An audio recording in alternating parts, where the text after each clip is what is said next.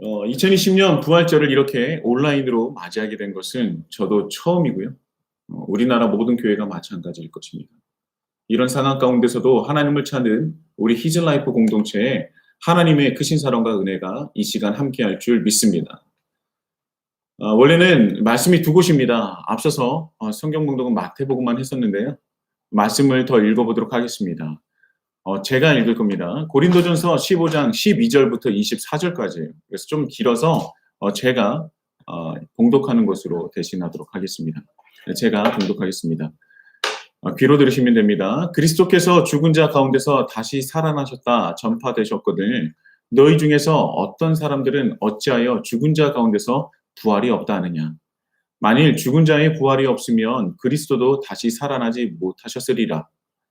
그리스도께서 만일 다시 살아나지 못하셨으면 우리가 전파하는 것도 헛것이요 또 너희 믿음도 헛것이며 또 우리가 하나님의 거짓 증인으로 발견되리니 우리가 하나님이 그리스도를 다시 살리셨다고 증언하였음이라.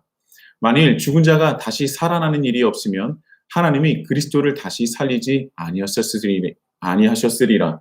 만일 죽은 자가 다시 살아나는 일이 없으면 그리스도도 다시 살아나신 일이 없었을 터이요 그리스도께서 다시 살아나신 일이 없으면 너희의 믿음도 헛되고 너희가 여전히 죄 가운데 있을 것이요.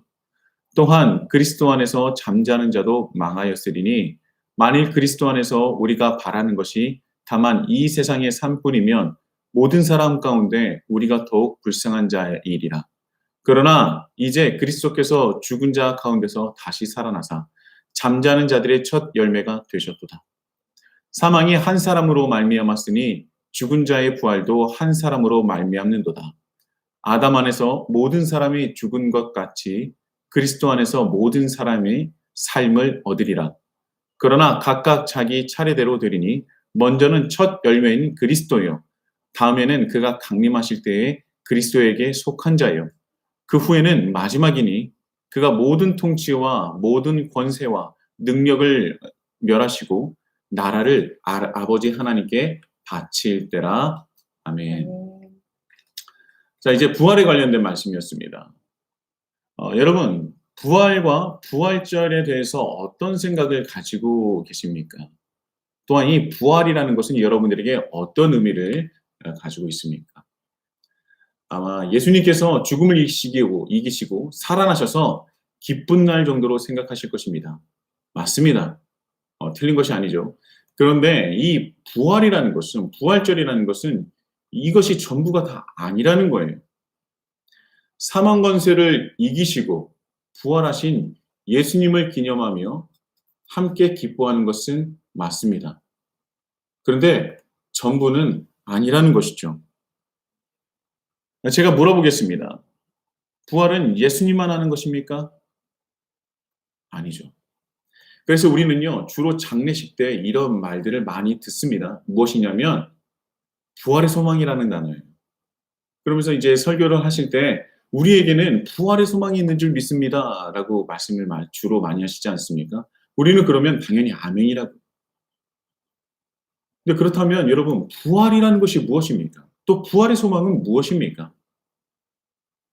사도신경에도요, 몸의 부활과 영생을 믿습니다. 라고 나와 있는데요. 맞아요. 이 부활을 믿는 종교가 바로 기독교입니다. 그런데 우리는 부활의 정확한 의미를 잘 모르고 있다는 것이죠. 그저 부활을 영생과 연관지어서 죽으면 믿는 사람은 부활해서 천국을 가고 영생한다라고 생각하시는 분이 대부분일 것입니다. 방금 읽어드렸었던 말씀을 본다면 고린도전서 15장처럼 부활에 대한 정의가 정확하게 나타난 곳은 드물 정도로 아주 정확하고 디테일하게 설명되어 있죠. 먼저 본다면 우리 고린도전서 15장의 말씀을 보면 우리가 느끼는 것들이 몇 가지가 있을 거예요. 알 수 있는 것들이 몇 가지가 있는데요. 먼저 초대교회에는요. 부활에 대해서 부정적으로 생각하는 사람들이 있었다는 것을 우리는 알 수 있습니다. 부활이 없다 하는 사람들이 있었다는 것인데요. 먼저는 사두개인이라는 사람들입니다. 그들은 철저히 현세적인 사람이었어요. 그도 그럴 것이 이 땅에 가질 수 있는 모든 것을 다 가진 자들이었죠. 한마디로 말해서 기득권층입니다. 그래서 그들에게는요, 내세적인 것은 불필요한 것이었어요. 그래서 그들에게 부활에 있어서는 매우 부정적이었고요, 반대하는 입장이었습니다. 네, 그들의 마음속에는 무엇을 원했냐면 이 현세에서 계속 잘 먹고 잘 살고 잘 누리고 싶었던 것입니다. 그래서 유대교 안에서도요, 부활을 믿지 않는 부류였죠. 근데 반대로 바리새인들은요, 부활에 대한 확고한 믿음을 가진 자들이었습니다. 또한 이 고린도전서 15장에 나와 있는 이 부활에 대해서 좀 부정적으로 여긴 사람들이 있었는데요. 또 다른 부활에 대해서 말을 하는 사람들이 있었습니다. 이미 실현된 부활론자들. 그러니까 한마디로 말해서 완벽한 부활이 완성되었다는 거예요. 그들은 예수님께서 약속하신 성령의 임재를 통하여 완전한 종말이 이루어졌다는 것입니다. 예수님께서 다시 승천하신 뒤에 재림을 약속하셨는데 성령님의 임재하신 것을 보고 그것이 예수님께서 재림하신 것이다라고 보는 것이죠. 그래서 자기들 스스로를 완벽한 부활한 자로 여겼다는 것입니다. 네, 그들은 부활을 영적으로만 생각했던 것이죠. 부활을 영적으로 생각했었던 또 다른 영지주의의 영향이라고 보시면 됩니다. 그런데 이들이 무엇이냐면 이 부활은 믿지만 또 다른 부활이라고 이제 약간의 그 다른 부활을 믿었던 이들의 문제가 무엇이냐면 예수님을 믿어서 구원을 받았고 하나님의 백성이 되어서 이제 백성답게 하나님 나라 백성답게 살아가야 하는데 성령님이 임재하셔서 최종적인 구원까지 모든 것을 다 이루었다는 거예요. 다 최종적인 구원까지 다 받았다는 것입니다. 그래서 자기들은 영적으로 부활한 자들이라고 얘기를 하는 거예요. 그래서 그들은요, 모든 것을 다 이룬 자로 하나님의 잔치를 누리기만 하면 된다는 것이었습니다. 그러니 예수님께서 말씀하신 자기 십자가, 자기 부인, 땅끝까지 이르러 내 증인이 되리라 라고 하는 그 제자의 삶, 이런 모든 것들은 다 지나갔고 이제는 자기들을 위한 현세적인 만족과 성공과 자유를 누리면서 살아가야 한다는 것이었습니다. 그래서 이런 이 부활을 부정하고 반대하는 사람들, 그리고 또 다른 부활을 얘기하는 사람들, 이런 문제들이 고린도 전후서에 걸쳐서 수많은 그 문제들이 고린도 교회에서 생겨나기 시작했다는 것입니다. 그런데 이런 생각들은요, 이 고린도 교회뿐만 아니라 에베소서 2장 5절에서 6절, 골로새서 3장 1절, 디모데후서 2장 18절에 나올 정도로 굉장히 많이 퍼져 있었어요. 부활을 반대하는 사람들, 그리고 다른 부활을 얘기하는 사람들이 너무나 많았다는 것입니다. 그렇다면 이들의 한계는 무엇입니까? 이들의 한계는 무엇이에요? 저와 양육을 하고 또한 나눔을 했던 분이라면 어느 정도 이제 느낌이 있어야 돼요. 어느 정도, 그것이 좀 한계구나라는 것을 느껴야 되는데요. 우리가 배웠던 하나님 나라의 임의와 아직 사이를 이해하지 못했던 것입니다. 하나님 나라는요, 이 부활과 함께 본다면 우리는 예수님을 믿음으로 말미암아 새 사람이 되어서 부활에 참여한 사람이 된 것입니다. 그래서 이미 우리는 부활에 참여한 사람이 된 것이죠. 그런데 아직 하나님 나라가 최종적으로 이 땅 가운데 완성되지 않았기 때문에 부활 또한 완성되지 않은 것입니다. 부활에 참여한 자로 우리는 이 땅이 온전한 하나님 나라로 완성될 때까지 그리스도인의 길을 걸어야 하는 것이죠. 그리고 예수님께서 재림하실 때 최종적 심판이 있을 텐데 그때 최종적 심판 이후에 하나님 나라를 완성하실 것이고 심판에 견딘 사람들은요. 최종적인 완성된 부활에 참여하게 되는 것입니다. 이때 부활이 완성되는 것이죠. 하나님 나라와 하나님 나라의 완성과 부활의 완성은 함께 가는 것입니다. 첫 번째로요. 우리가 알아야 될 것은 무엇이냐면 우리가 예수님을 구주로 시인하며 믿는 그 순간 우리는 부활에 참여한 자들이 되는 것입니다.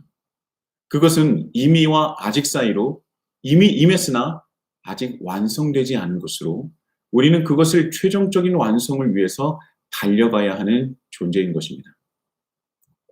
이미 모든 최종적 구원을 다 받아서 끝난 것이 아니라 우리는 최종적인 구원 그리고 최종적인 부활을 바라며 예수님께서 말씀하신 자기 십자가, 자기 부인, 또한 제자의 삶을 삶으로써 이 세상을 그리스도인으로 살아내고 살아가는 것입니다. 무엇을 바라면서요? 바로 최종적인 부활. 이 최종적인 부활을 바라며 제자의 삶을 살아가는 것이 바로 무엇이냐? 부활의 소망인 거예요. 그 부활의 소망을 안고 오늘도 내일도 오직 하나님 나라를 위하여서 우리는 살아가는 것입니다. 그렇다면 여러분, 부활이라는 것은 어떤 것을 의미할까요? 당연히 육체적인 부활을 포함하는 것입니다. 그러나 지금 내가 살고 있는 이 육신인지는 정확하지는 않습니다. 그러나 실제로 예수님께서 육체로서의 부활을 직접적으로 우리에게 보여주셨기 때문에 육체적인 부활은 반드시 있는 것입니다. 마태복음 22장 32절에는요, 이런 말씀이 있어요. 나는 아브라함의 하나님이요, 이삭의 하나님이요, 야곱의 하나님이로라 하신 것을 읽어보지 못하였느냐. 하나님은 죽은 자의 하나님이 아니요 살아있는 자의 하나님이시니라 하시니. 아멘. 우리가 죽었다고 알고 있는 아브라함과 이삭과 야곱이 살아있다라고 말씀을 하고 계십니다. 죽었지만 살아있는 자. 바로 부활을 말씀하신 것이죠. 이 부활의 의미는요, 한 가지가 아닐 것입니다. 그렇다면 오늘은 부활의 의미를 죽음과 사망에 관련하여 은혜를 나눌 것입니다. 우리가 교회를 다니게 되고 특히 부활절이 되면 많이 듣는 말 중에 하나가 뭐냐면 바로 사망 권세를 이기신 예수님이에요. 사망이라는 권세, 즉 강력한 힘이 있는데 그것을 인간으로서 극복하는 것은 매우 어려운 일일 것입니다. 죽음을 이긴 사람이 있습니까? 죽음을 두려워하지 않는 사람이 있습니까? 죽음이라는 것은 인간이 극복하기 매우 어려운 것들이에요. 죽음이라는 것은 어쩌면 인간에게 있어서 반드시 경험해야 할 것이지만 그러나 가장 큰 두려움이라고 할 수 있는 것입니다. 그런데요, 이 100%의 인성과 100%의 신성을 함께 가지고 계신 예수님께서 사람으로서 반드시 겪어야 할 사망을 이기셨다는 겁니다. 극복할 수 없는 것을 이기시고 부활하셨다는 것인데요. 여기서 재미있는 것은 부활하신 예수님을 무엇이라고 표현하냐면 오늘 제가 앞서 말씀드렸었던 고린도전서 15장 20절에는요. 잠자는 자들의 첫 열매가 되셨다는 것입니다. 이 첫 열매라는 것은요. 완성되었다, 끝났다라는 것이 아니라 이제 시작을 알리는 것입니다. 그래서 이어지는 22절에 보면 그리스도 안에서 모든 사람이 삶을 얻으리라 라고 말씀하십니다. 예수님을 그리스도로 믿는 자들이 예수님에 이어서 두 번째, 세 번째, 네 번째, 10번째, 100번째, 1000번째, 10,000번째 그 부활에 참여하게 된다는 것입니다. 이 부활은요, 죽음을 이기는 거예요. 사람이라면 누구도 피할 수 없는, 그렇기 때문에 피할 수 없기 때문에 가장 두려워할 수밖에 없는 그 죽음, 그 사망인 것입니다. 그런데 그것을 이기셨고 또한 그를 따르는 자들도 그 뒤를 이을 것이라고 분명히 우리에게 말씀하고 계신다는 것이죠. 그런데요, 이 사탄이라는 존재가 사람을 올가매고 억압할 때 최종적으로 사용하는 무기가 바로 무엇이냐면 바로 죽음, 사망이라는 것입니다. 사람을 두려움으로, 그래서 두려워서 하나님과 끊어내려고 하는 가장 궁극적인 최종적인 병기가 뭐냐면 이 사망이라는 거예요. 예수님께서 광야에서 시험을 받으실 때 성전 높은 곳에서 뛰어내려 보라는 사탄의 시험을 기억하실 것입니다. 예수님은 그것을 하나님을 시험하지 말라는 신명기 6장 16절의 말씀을 인용하시면서 이겨내셨지만 우리가 그것을 봤을 때 사탄의 강력한 무기가 무엇이냐? 바로 사망이라는 거예요. 죽음이라는 거죠. 여러분, 죽음을 두려워하지 않으십니까? 다 두려워하실 겁니다. 저도 두렵고요. 모든 사람은 다 두려워할 겁니다. 그런데 하나님을 믿는 자는 이 죽음과 이 사망에 대해서 두려워할 지언정 죽음과 사망에 지지 않는 사람이 된다는 것입니다. 사탄의 최종 병기, 죽음. 이것은요, 이 사탄으로서 가질 수 있는 가장 최고의 병기가 뭐냐면, 무기가 뭐냐면 죽음이라는 것이거든요. 그런데 반대로 그리스도인이 가지는 최종 병기가 무엇이냐? 바로 부활신앙이라는 거예요. 죽음을 두려워할지언정 지지 않고 굴복하지 않는 그 부활신앙이 바로 그리스도인들이 가질 수 있는 최고의 무기이자 특권이라는 것입니다. 우리는 하나님 뜻대로 살아감에 있어서 죽음을 경험할 때도 있을 것입니다. 당연히 경험하는 거죠. 그러나 이 죽음이라는 것을 현대적으로 재해석을 해본다면 육체적인 죽음을 포함하여서 내가 죽을 것 같은 일들, 어떻게 보면 하나님 뜻대로 살아가면서 경험할 수 있는 세상적인 실패, 어려움, 수많은 문제들도 분명히 있을 것입니다. 이 죽음에 대한 이 본능적 두려움은 없애지 못할 거예요. 또한 세상에 살아갈 때에 그리스도인으로 살아가며 경험할 수 있는 수많은 실패와 어려운 문제들은요, 우리에게 두려움을 줄 수 있습니다. 그러나 우리는 절대 그것들을 지지 않습니다. 왜냐하면 우리 안에는 부활신앙이 있기 때문이죠. 부활은요, 부활신앙이라는 것은 하나님이 우리와 함께 하신다는 강력한 무기.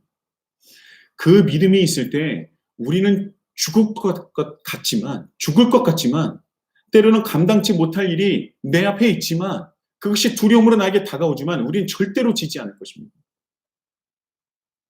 사탄 앞에서 예수 그리스도로 말미암아 승리하는 우리 히즐라이프 공동체가 되길 예수님의 이름으로 축복합니다. 우리는 이길 수 있어요. 두려워할 수는 있습니다. 우리는 염려할 수는 있어요. 그러나 최종적으로 우리는 지지 않을 것입니다. 왜냐하면 우리가 부활, 그 신앙이 있다면, 하나님은 우리와 함께 계신다는 그 신앙이 있고 우리가 예수 그리스도를 위해서 살아간다면 그 무기가 우리의 무기가 되고 부활 신앙이 우리의 최종적인 무기가 될 수 있기 때문입니다. 여러분, 고대 전투를 보면요, 지금도 마찬가지입니다. 전쟁을 앞둔 군대에서는요, 두려움을 없애줄 수 있는 그 약이 필요했어요. 근데 그런 약이 있겠습니까? 없어요. 이 전쟁은요, 곧 죽음을 뜻하는 것 아닙니까? 죽을 수도 있다. 많은 사람들이 죽죠. 그래서 그 군대에게 두려움을 없애주는 여러 가지 장치가 필요했습니다. 그 중에 하나가 뭐냐면 군악대예요. 여러분 생각해 보십시오. 전쟁의 군악대, 그 악기를 들고 나가는 사람이 필요합니까? 그렇지 않을 것 같지 않으세요? 어쩌면 그 한 사람에게 총 한 자루와 칼 한 자루를 더 주는 것이 더 현실적 아닙니까? 그런데요, 군대에는 군악대가 꼭 있어요. 총이 아니고 칼이 아니고 악기를 들고 있는 사람이 있다는 것입니다. 제가 군악대를 나와서 그런 얘기를 하는 것이 아니라 분명히 군악대가 필요해요. 자, 군악대가 있으면요, 그 군악대가 음악을 연주하게 되면 전쟁이라는 큰 산보다 내 옆에 있는 전우를 바라보게 됩니다. 누가 나와 함께하는지를 보게 되는 것이죠. 그리고 그때 내 안에 없었던 용기와 그 사기가 올라가는 거예요. 용기와 사기라는 것은 무엇이냐면 내가 누구인지 깨닫게 되는 거예요. 내가 누구인지 깨닫게 되면 내 앞에는 그 문제와 어떤 수많은 두려움들보다는 내가 누구인지 깨닫게 되면 그것을 극복할 수 있는 나로 성장하게 됩니다. 나는 군인이며 군인이 되기 위해서 받았던 수많은 그런 훈련들, 그리고 내가 이길 수 있겠다는 그 자신감을 주는 것이죠. 그리고 당당하게 출정을 하는 것입니다. 실제로 예전에 보면요, 고대 전투를 보면 군악대가 행군할 때 어디에 있냐면 뒤에 배치되어 있는 것이 아니라 맨 전방에 배치됩니다. 그리고 군대는요, 군악대의 뒤를 따르는 것이죠. 이미 그들 안에는요, 승리가 담보되어 있다고 생각합니다. 여러분, 부활절은 무엇입니까? 두려울 것이 없는 자들의 잔치예요. 죽음을 두려워하지 않는 자들의 잔치인 겁니다. 내가 누구인지, 예수 그리스도의 보혈로 내가 어떤 존재가 되었는지 다시 한번 깨닫는 시간이라는 것입니다. 어떻게 보면 사탄이 가장 두려워하고 또 싫어하고 또 경계하는 절개가 바로 부활절이어야 하는 것이죠. 왜냐하면 자기의 최종 경계가 무력화되는 것이에요. 자기의 사망 권세가 영향받지 않고 오히려 그것을 뛰어넘는 자들이 죽음을 이겨내는 그 현장이 바로 부활절이라는 것입니다. 우리 안에 무엇이 있기 때문에요? 바로 부활신이 있기 때문이죠. 여러분, 다시 한번 말씀드리지만 이 부활이라는 것은 남 얘기가 아니에요. 너무도 실제적이고 너무도 더 확실한 우리 예수 그리스도를 믿는 우리들의 이야기인 것입니다. 여러분, 예수님이라고 해서 부활하신 것입니까? 절대 그렇지 않습니다. 성경에 보면요, 늘 예수님은 제자들에게 자신의 모든 것을 보여주시고 가르쳐 주시고 행하십니다. 그 이유가 뭐예요? 우리 또한 그 길을 걸어야 하기 때문이죠. 또한 그 길을 걷기를 바라시기 때문입니다. 또한 더 나아가서 그 길을 따를 수 있기 때문이죠. 이 본질적으로 죄인이라는 그 존재 자체가 예수님과는 달라요. 우리는 죄인이기 때문에 본질적으로 예수님과 다를 수밖에 없습니다. 그런데 예수님께서 지난 금요일에 있었던 그 십자가의 볼려서 우리를 하나님과 화해시키고 우리를 완전히 주님의 자녀로서 하나님 나라 백성으로 회복시켜 주신 것 아니겠습니까? 부활은요, 예수님께서 마지막으로 우리가 따라야 할 길을 보여주시고 가르쳐 주신 것입니다. 예수님이 사망 권세를 끊으신 것은 사탄의 최종적 패배를 의미합니다. 사탄의 최종 병기마저 무력화시킨 사건이 바로 부활절이랍니다. 사망 권세를 이기시고 잠자는 자들의 첫 열매가 되신 예수님 때문에 우리도 부활을 꿈꾸며 바라며 이루어갈 수 있는 것입니다. 다시 한번 말씀드린다면 성경은요, 지속적으로 고집스러울 만큼 예수님께서 자신의 삶을 보여주시고 가르치시며 자기와 함께 그 멍에를 짊어지자고 말씀하시는 거예요. 예수님께서 우리에게 가르쳐 주신 것은 우리가 그것을 따르기 위해서 따르는 것을 바라시기 때문에 우리에게 보여주시고 가르쳐 주신 것이라는 겁니다. 우리는요, 너무나 흔하게 이런 얘기를 많이 해요. 나는 아무것도 못한다. 나는 죄인이기 때문에 나는 아무것도 못한다. 그저 아무것도 할 수 없는 죄인일 뿐이다. 겸손하게, 견성스럽게 얘기합니다. 근데 이렇게 들으면요, 죄인이라서 어쩔 수 없는 것 같아요. 근데 맞는 말이긴 하지만 그런데 반은 맞고 반은 틀린 말입니다. 오늘 말씀을 보면요, 이제 마태복음 말씀입니다. 14장의 말씀인데 바다 위를 걸으시는 예수님을 보고 베드로가 자신도 걷게 해달라고 요청을 합니다. 마태복음 14장 28절부터 31절까지 보면요, 이렇게 말씀하죠. 베드로가 대답하여 이르되 주여 만일 주님이시거든 나를 명하사 물 위로 오라 하소서 하니.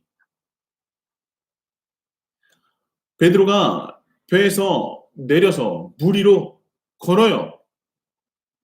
그런데 예수님께로 가는데 바람을 보고 무서워서 빠져갑니다. 그때 베드로가 얘기합니다. 소리질러 이르되 주여 나를 구원하소서 하니 예수께서 즉시 손을 내밀어 그를 붙잡으시며 이르시되 믿음이 작은 자여 왜 의심하였느냐 하십니다. 자, 우리는 이 말씀을 보고 흔히 그래 봐라 우리는 할 수 있는 것이 없어 라고 말합니다. 그런데 정말 이 말씀이 우리가 아무것도 할 수 없는 것을 알려주는 말씀입니까? 정말 우리가 할 수 없는 거예요? 우리는 죄인이라서 빠지면 끝나는 겁니까? 여기서 예수님은요, 본질적으로 자신과 다른 것을 우리에게 보여주시는 거예요. 본질적으로 예수님과 우리는 다른 것을 보여주시지만 그 다른 것이 물 위를 걸을 수 있느냐 없느냐가 아니라 우리가 물에 빠질 수 있느냐 빠지지 않느냐를 보여주시는 것입니다. 다시 한번 말씀을 드릴게요. 이 말씀을 통해서 우리에게 보여주시는 것은 알려주시는 것은 무엇이냐면 우리가 물 위를 걸을 수 있느냐 없느냐가 아니라 우리가 물에 빠지느냐 빠지지 않느냐를 알려주시는 것입니다. 쓰러지느냐 쓰러지지 않느냐 넘어지느냐 넘어지지 않느냐의 차이를 보여주신다는 것이죠. 너는 할 수 없어를 말씀하시는 것이 아니라는 거예요. 여러분, 우리는 걷지 못하는 자가 아니라 아무것도 할 수 없는 존재가 아니라 쓰러지고 빠질 수 있는 존재인 것입니다. 우리가 할 수 없는 것이 아니에요. 우리가 해야 하는 부분이 없는 것이 아닙니다. 우리는 죄인이라서 아무것도 할 수 없는 것이 아니라 우리는 죄인으로 넘어질 수도 있고 지칠 수도 있고 빠질 수도 있는 존재입니다. 그러나 우리는 오직 예수 그리스도만을 의지하며 또한 그를 목표로 하며 살아갈 때에 그로 인해서 다시 일어설 수 있고 다시 걸을 수 있는 것입니다. 넘어짐에, 쓰러짐에, 빠짐에 멈추지 않고 다시 오직 하나님 나라와 하나님을 위해서 일어서서 걸을 수 있는 존재라는 것입니다. 그것이 바로 주님 안에서 부활하며 일어나는 것이에요. 우리 히즈라이프 공동체는요, 하나님을 위하여 걷다가 쓰러질지라도, 때로는 죄라는 물에 빠질지라도 예수 그리스도의 은혜로 다시 일어나고 건져냄을 받는 귀한 은혜가 함께하기를 예수님의 이름으로 축복합니다. 우리는 일어날 수 있는 거예요. 예수님은 우리를 너무나 잘 아시기 때문에 넘어지는 것에 빠지는 것에 크게 개의치 않으십니다. 앞전에 있었던 그 베드로의 말씀을 보면요, 물에 빠진 것에 대해서 뭐라고 하시는 것이 아니라 뭐라고 말씀하세요? 왜 의심하였느냐라고 말씀하십니다. 여러분, 빠진 것에 대해서 뭐라고 하시는 것이 아니에요. 왜 의심하였느냐라고 물어보시는 것입니다. 그렇다면 여기서는 우리는 무엇을 할 수 있냐면 넌 빠져서 안 돼가 아니라는 거예요. 너는 빠졌기 때문에 자격이 없어라고 하시는 것이 아니라는 겁니다. 너는 왜 나를 믿는데 왜 빠져라고 말씀하시는 것이 아니라는 거예요. 여러분. 그렇다면 베드로는 무엇을 의심하는 것입니까? 내가 걸을 수 있을까? 아니에요. 여러분, 그는 걸었습니다. 그것은요, 베드로가 걸은 것은요, 자신도 봤지만 예수님도 보셨고요. 그리고 그를 바라보고 있는 다른 제자들도 다 보았습니다. 그렇다면 왜 의심하였느냐라는 말씀은 무엇입니까? 베드로는 정말 무엇을 의심한 것입니까? 여러분, 걷다 보니까 그때는 캄캄한 밤이었거든요. 어둡습니다. 걷다 보니 높은 파도와 그 소리가 자기를 압도합니다. 물의 깊이는 감이 잡히지 않을 정도로 깊습니다. 자, 물 위를 처음 걸을 때 베드로는 누구를 봤습니까? 예수님을 바라봤어요. 오직 예수님만 바라보며 걸었던 겁니다. 그래서 물 위를 걸을 수 있었던 것이죠. 그러나 걷다 보니 예수님보다 다른 것에 눈이 갑니다. 어두운 밤이 보이고요. 그리고 파도 소리와 파도가 보이기 시작하는 겁니다. 정말 칠흑같이 검디 검은 그 바다가 보이는 거예요. 내가 두려워하는 것, 인간이 가진 두려움도 있을 것입니다. 그러나 더 나아가서 현대적인 의미에서는요, 예수님보다 더 크게 보이는 것. 무엇이 있겠습니까? 우리는요, 때로는 세상이 예수님보다 더 크게 느껴지지 않습니까? 그래서 예수님을 믿는다고는 하지만 세상이 더 크게 보여서 때로는 세상과 이중적인 잣대를 가지고 있지 않습니까? 또한 세상을 살아갈 때 하나님 나라를 위한 마음보다는 나를 보게 되고 나를 위한 삶을 살아가게 되는 것이죠. 나를 보게 되고 내 상황을 보게 되는 것입니다. 세상에서 빛과 소금의 역할을 감당해야 하는 우리인데 세상에 부활하신 예수 그리스도 그리하여서 그분이 시작한 하나님 나라 그 승리의 소식을 전하고 드러내는 우리여야 하는데 하나님보다 세상이 더 크게 보이는 거예요. 하나님은 보이지 않는데 세상은 내 눈앞에서 너무나 크게 보이고 강력하게 보인다는 것이죠. 그러다 보니까 처음에는 하나님을 보고 달려가고 걸었는데 세상을 보게 되니까 세상이 더 크게 보이는 거예요. 그러다 보니 우선순위가 바뀌게 되는 것입니다. 하나님과 하나님 나라보다 세상의 일이 더 우선이 되는 것이죠. 내 남편은 성공해야 되고 내 자녀는 더 큰 복을 받아야 되고 세상에서 떵떵거리며 살아야 되고요.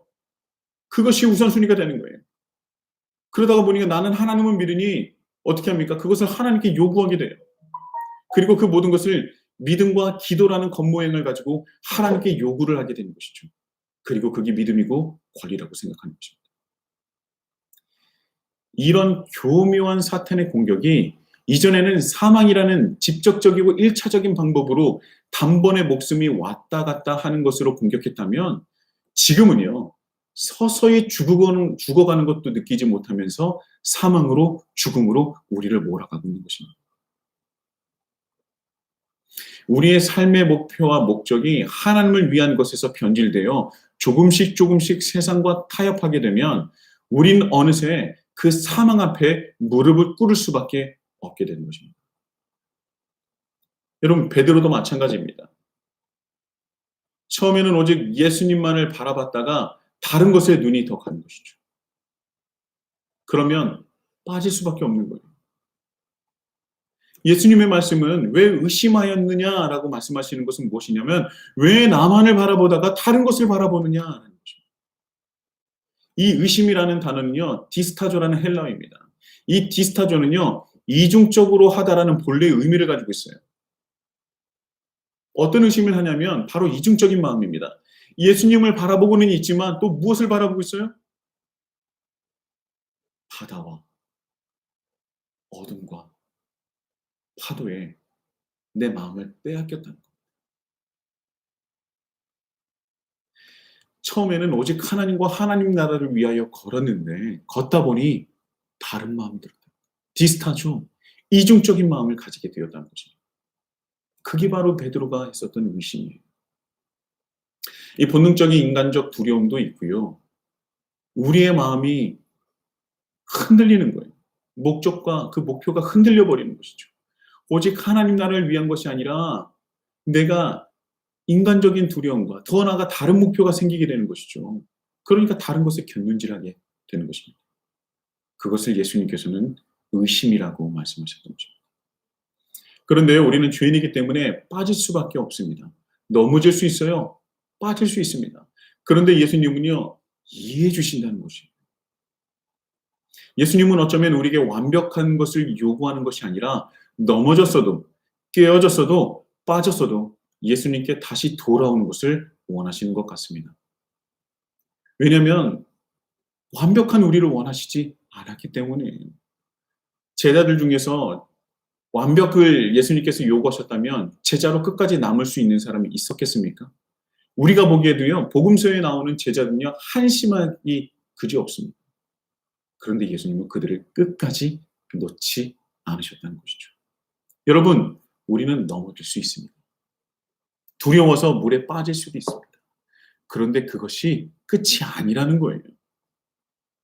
이 말씀은, 오늘의 말씀은요, 빠진 것으로 끝나는 것이 아니라 예수님이 베드로를 물에서 건져주시며 더 나아가 다시 배에 오르는 것입니다.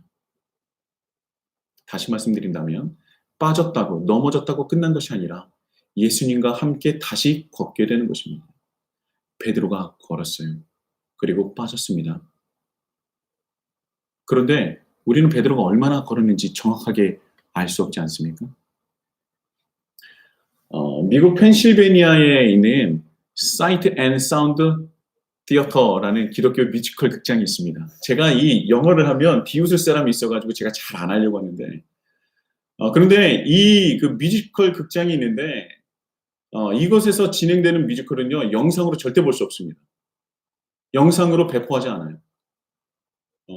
그 뮤지컬 극장에는요, 규모가 정말 어마어마합니다. 무대는 물론이거니와 실제로 동물들이 많이 나오는데요. 그 동물들이 굉장히 훈련을 잘 받아서 그게 퀄리티를 굉장히 올려줍니다. 제가 경험했었던 스케일은요, 정말 대단하다라고 생각한 것도 있었는데, 이 극장을 비교해 봤을 때는요, 정말 아무것도 아니에요.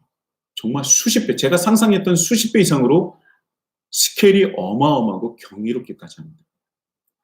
그렇기 때문에 이 극장은 뭐라고 생각하는 거냐면, 이 극장에서는요, 영상으로 보지 말라는 거예요. 이 뮤지컬을 보려면 직접 와서 눈으로 보라는 것입니다. 그래서 영상으로 배포를 안 하거든요. 그런데 이 극장에서, 이 기독교 극장이거든요. 이 극장에서 특별히 고난주간에 지저스라는 뮤지컬 영상을 배포했습니다.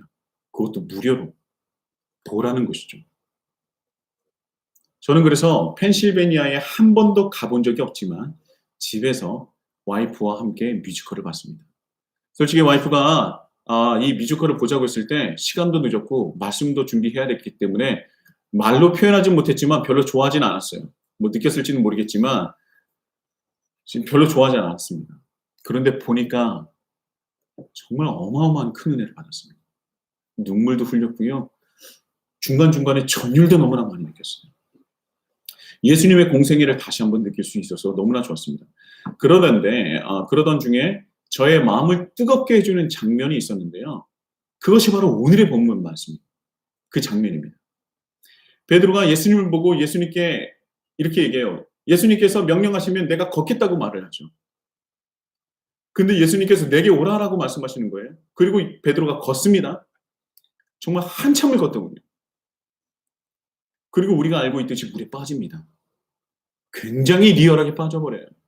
그리고 예수님께서 베드로를 급히 물에서 건지십니다. 우리는 보통 여기까지 말씀이 끝이라고 생각해요. 그런데 제가 지저스라는 뮤지컬을 보고 느낀 것은 무엇이냐면 건져냄을 받은 베드로의 모습이 저에게 깊숙하게 다가왔어요. 그가 배를 향해서 다시 물 위를 걷습니다.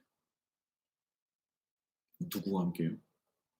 우리 구주 예수 그리스도와 함께 물 위를 다시 걸어요. 한참을 걸었습니다. 빠졌어요. 그리고 예수님께서 그를 건져내 주십니다. 그리고 이제는 혼자가 아니라 예수님과 함께 다시 배로 그 물 위를 걷는 거예요. 여러분, 예수님께서 얻고 가신 것이 아니에요. 예수님께서 배로 향해서 베드로의 손을 붙잡고 함께 걷는 것입니다. 저는 이것이 우리에게 예수님께서 보여주신 부활신앙을 가진 자의 그 삶의 모습이라고 생각합니다. 예수님은 우리를 끝까지 기다려주시는 거예요. 그리고 우리를 넘어졌을 때, 빠졌을 때 다시 건져주십니다. 그리고 예수님께서 건져주시고 함께 걸으시는 거예요. 나 혼자가 아닌 예수님과 함께 그 길을 걷게 되는 것입니다. 이 말씀은 우리는 죄인이라 이내 바다에 빠질 수밖에 없어. 그래서 우리는 할 수 있는 것이 없어가 아니라 예수님을 구주로 시인하여 부활신앙을 가진 뒤 베드로를 통해서 우리가 누구를 향해서 걸어야 하는지, 또한 우리가 넘어졌고 빠졌을 때 누구와 함께 걸어야 하는지를 보여주는 것입니다. 다시 한번 말씀드릴게요.